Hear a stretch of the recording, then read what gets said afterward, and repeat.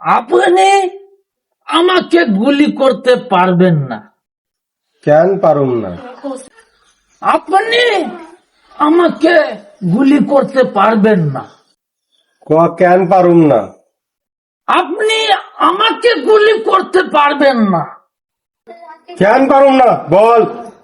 কারণ আজকে আমার মন ভালো নেই। ওর মনের গোষ্ঠীরে কিলাই, আগে তোরে ফেলামু। 1 মিনিট, আপনি কি বুঝতেছেন না যে আজকে আমার মন ভালো নেই?